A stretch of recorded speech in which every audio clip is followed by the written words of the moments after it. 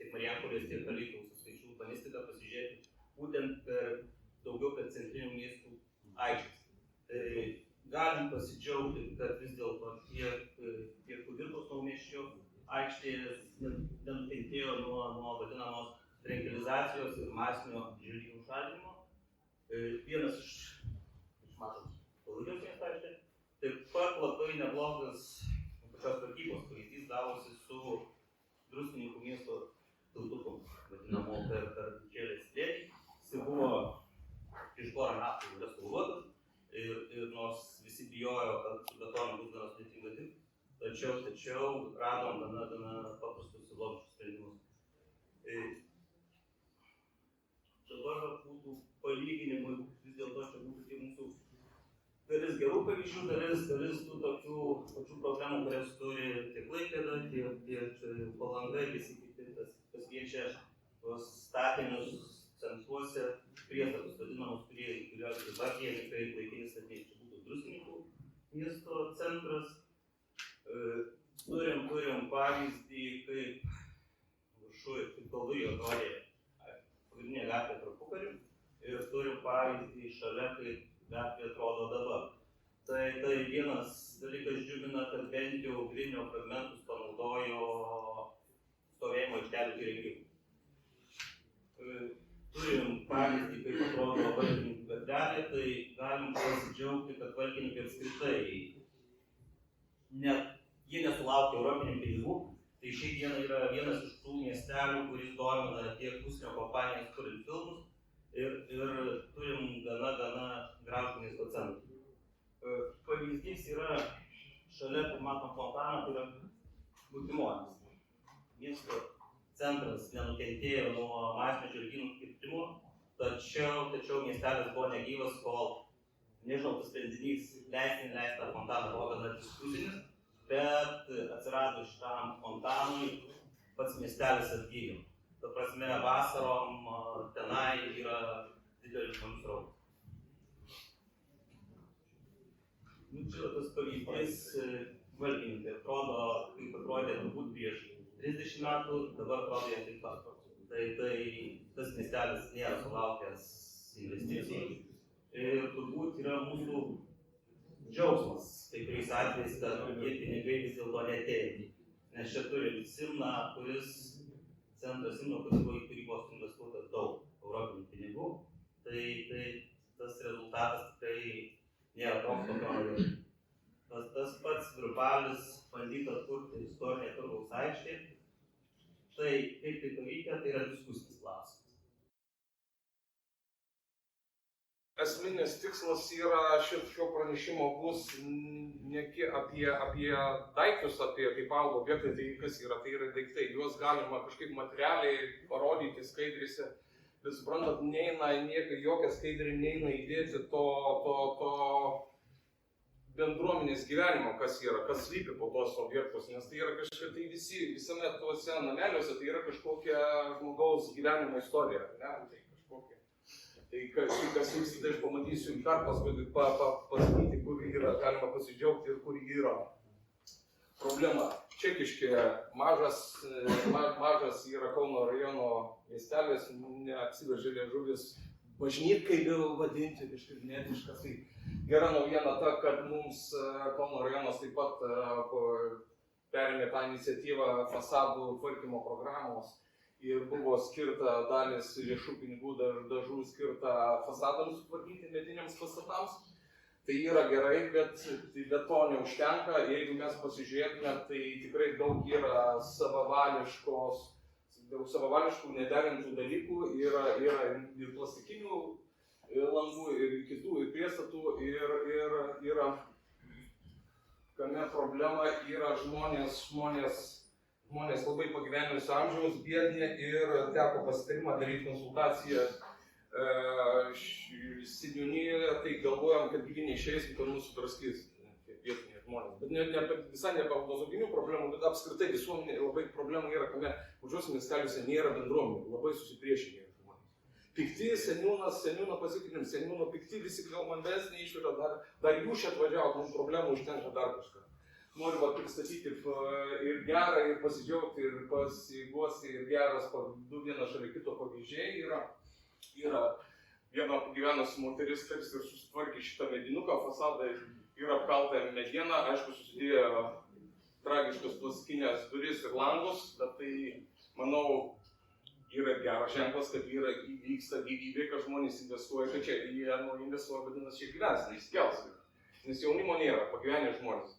Kita problema šalia yra saugoma išklotiniai vertingų savybių požymį turintis pastatas, sako, mes jį galėtume nupirkti dalį, išpirkti dalis mūsų, norėtume tvarkyti. Fantastiškai gražus dar išlikė autento 19 amžiaus vidinės architektūros, bet problema ta, sako, mes tikrai neturim pinigų ir mes, jeigu projektinė dar dokumentacija, mes to nepadarysim. Tai manau, kad mes be partnerių savo, be rajonų savivaldybių, mes tikrai vieni dėl parodos, kai neįtikinsių žmonių, žmonės taip pat yra nepikti.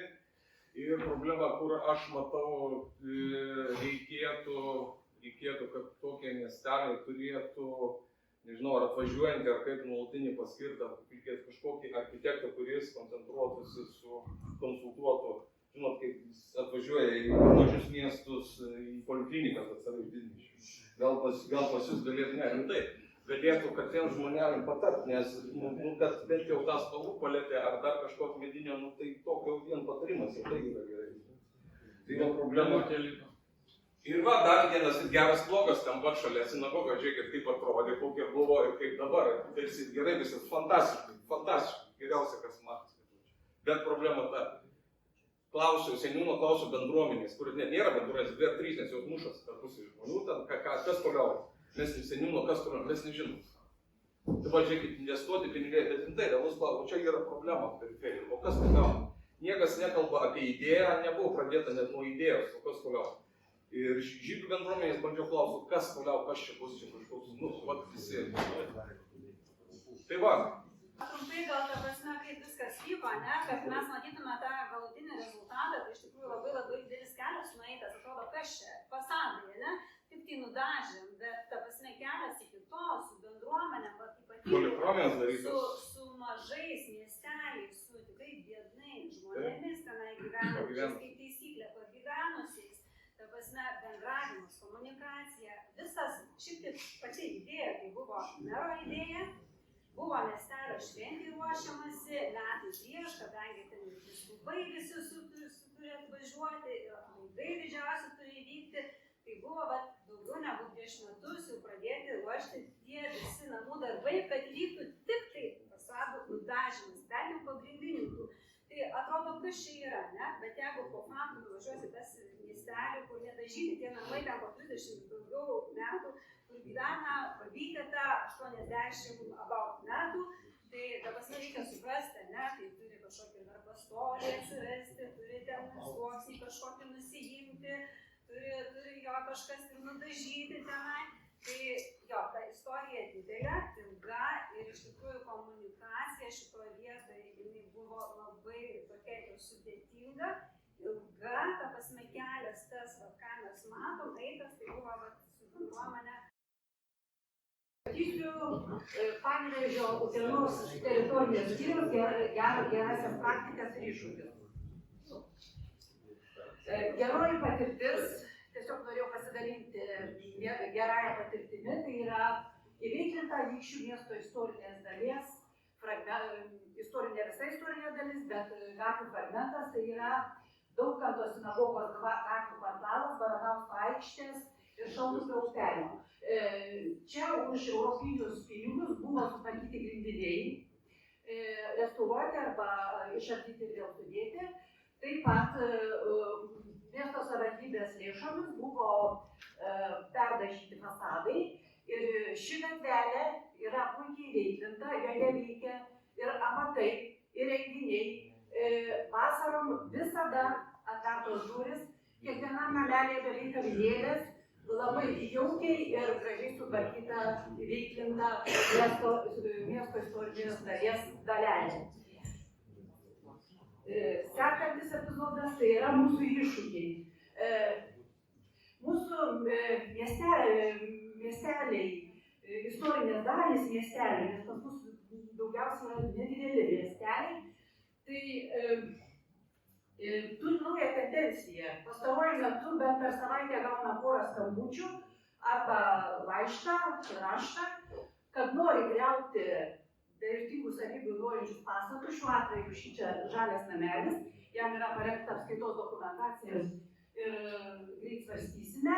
Ir vietoj jo statyti naujus pastatus. Beje, sakysim, ten yra labai didelė teritorija ir čia yra Pasvalio mieste. Ir tą, sakysim, o jeigu sako negalima griauti, tai tada užstatyti užnugarį. Tai va, čia mūsų dabar didžiausia problema. Didžiausia iššūkiai turbūt čia nenustebinsiu nieko, yra visoje Lietuvoje. Tai yra nauja statyba, plastikas, savininkų noras griauti pastatus. Istorinių miestelių vientisumo verslo tarybiniai pastatai, čia taip pat neišvengsim, nes jie jau yra pastatyti dar sovietmečiu, kurie užgožia istorinę aplinką, istorinių pastatų vertimas įrengia išdidintus plastiko langus, plastikinės lentelės ir aišku, kai nameliai istorinėse dalyse apkabinti įvairiausią reklamą. Mūsų, čia vėlgi aš pristojau prie Pasvalio istorinės dalies. Pasvalio miesto istorinė dalis turi labai dvi autentiškas gatveles. Tai yra Palėlinės gatvė ir Nepriklausomybės gatvė, kur rodžiau žalią namą, kurį norėčiau griauti. Tai Palėlinės miesto istorinėje dalyje yra išlikęs gatvių tinklas, užstatymo tipas ir šioje dalyje saugomas sodybinių užstatymo tipas ir laisvame sklype yra pastatyti naujo tipo mažaaukščiai pastatai. Tai mūsų derimo specialistai yra didelė, kaip sakyti, baimė, kad su šiuolaikinė statyba mes nesugadintume tų dviejų išlikusių gatvių. Tai čia mat yra pavyzdys.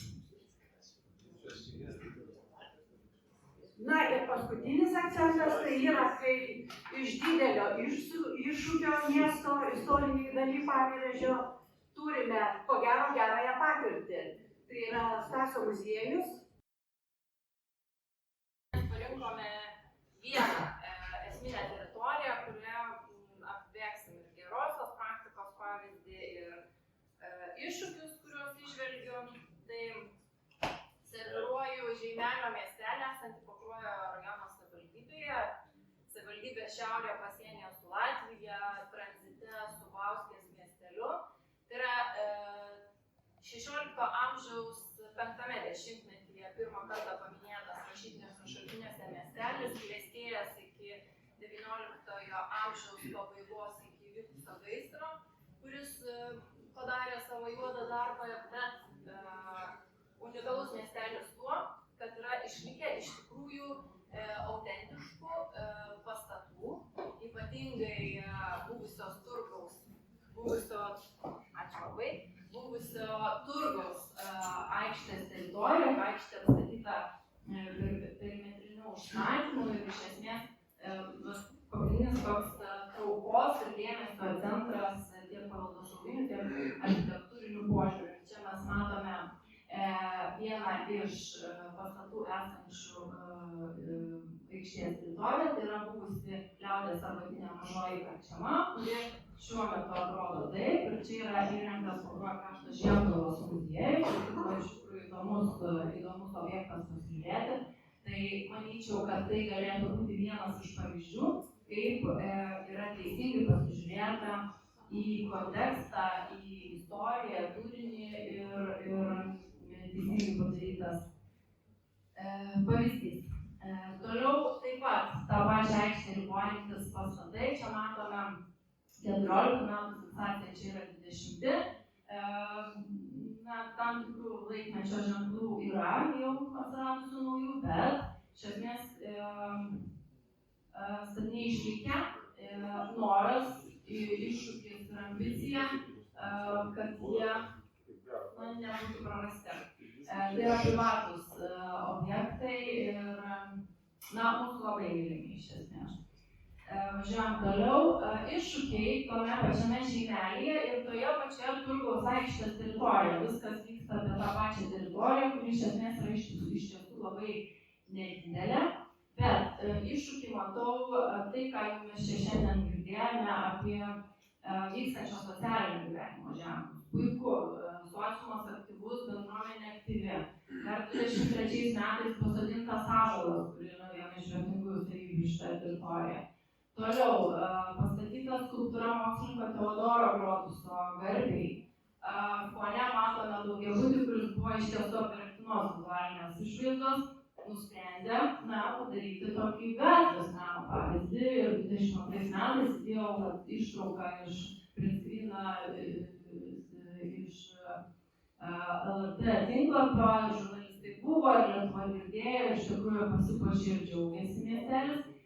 Vienok sveikintina iniciatyva, bet jau linkstama į tokią vizualinę kakofoniją iš esmės, ką reikėtų valdyti tokiose teritorijose. Tai manyčiau, kad tai yra iššūkis ir bendro darbo varas su savivaldybių architektais, su paveldosaugininkais, su ta pačia bendruomenė. Ir ta tendencija tokia miestuose ir miesteliuose yra pastebima, kad ir seniūnas nori skulptūros, ir meras nori parkelį kokį užsiželdinti ir panašiai. Tai va, tose procesuose iš esmės yra daug rizikų, kada per mažąją architektūrą, per tokius atrodo nekaltus elementus mes padarom iš esmės juodą darbą.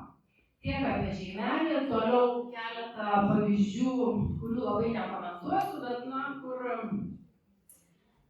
kur prajojo tie apokalipsės raiteliai ir padarė savo darbus, tai iš esmės tai tokie atvejai yra radaras mums, nurodantis, kas yra ne taip, ar ne, kad žmonėms trūksta sąmoningumo, supratimo, kur jie yra, ką jie daro, kokią vertę jie savo turtų kūrė ir panašiai. Tai pora pavyzdžių.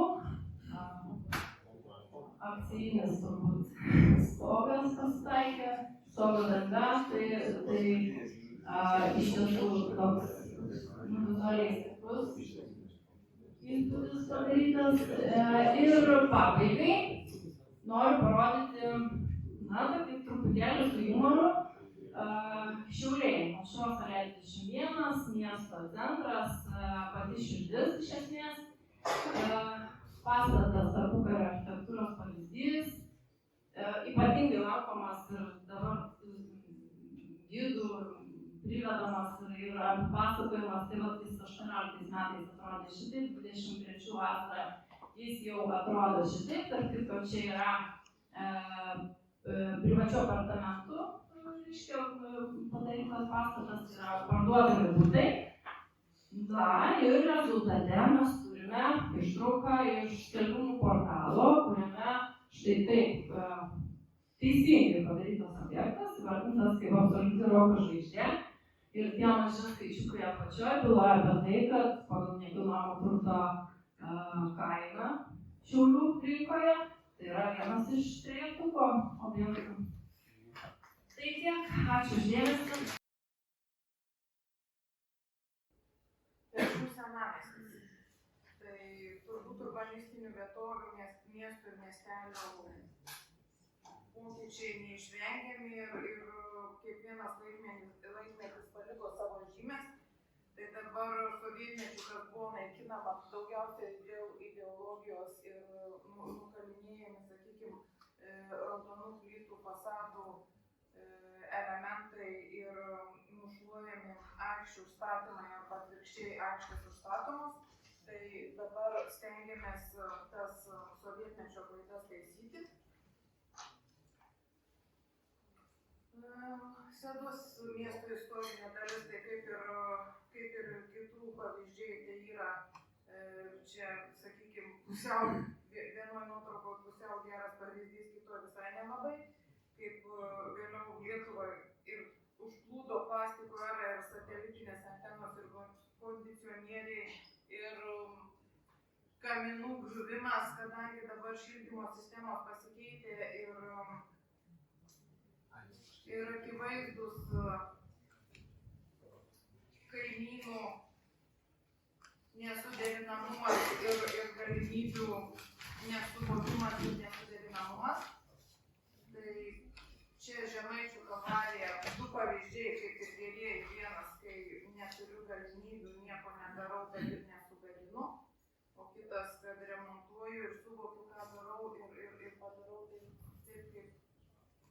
taip ir turėtų būti. Tai čia kaip ir kiti pavyzdžiai buvo. Plastikas, nesudalinimas, pusė fasado tvarkymas, o jeigu yra keli gyventojai, tai ne čia kaip ir geresnis pavyzdys.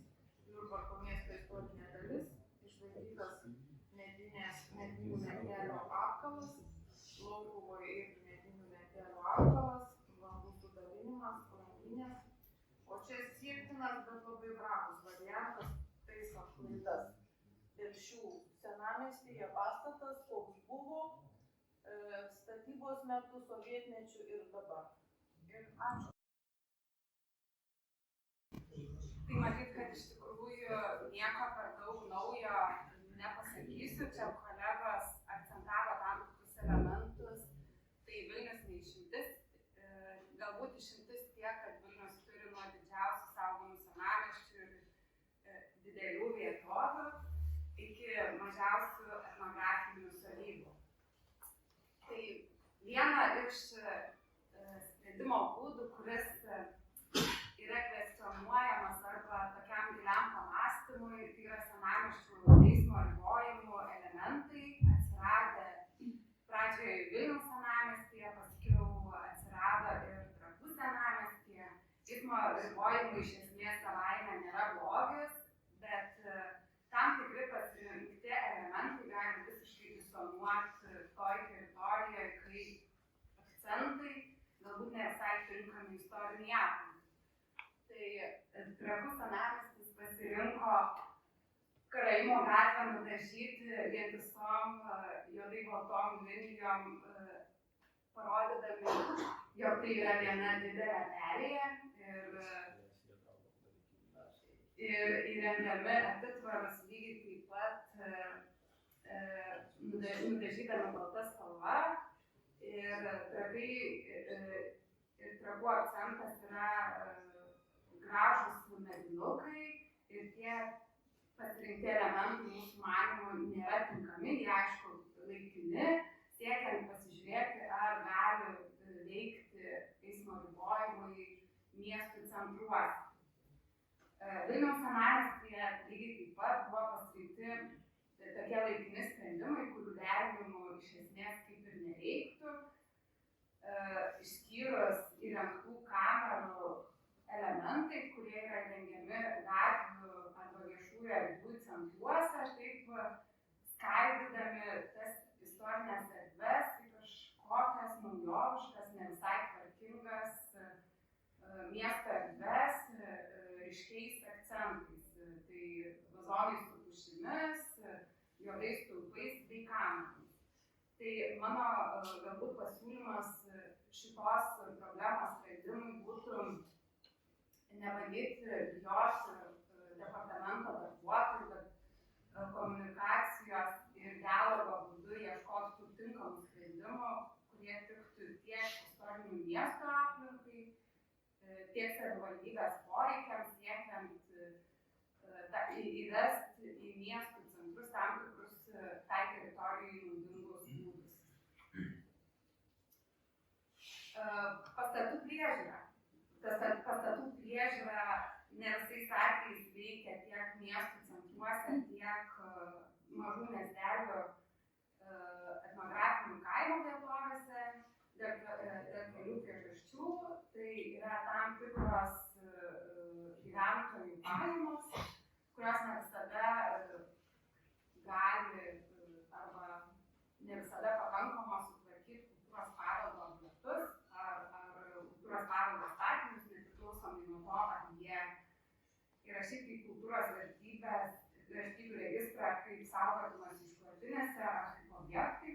Tai etnografiniai kaimai turi lygiai tą pačią problemą, tai yra mažėjantis gyventojų skaičius ir tų senų pastatų nenaudojimas juose.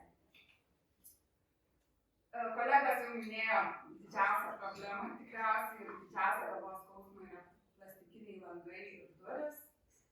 Tai vis dėlto ieškom sprendimų, kaip būtų galima pagerinti šitų elementų tvarkymo būdus. Turim visai neblogus variantus, kada užklotinėje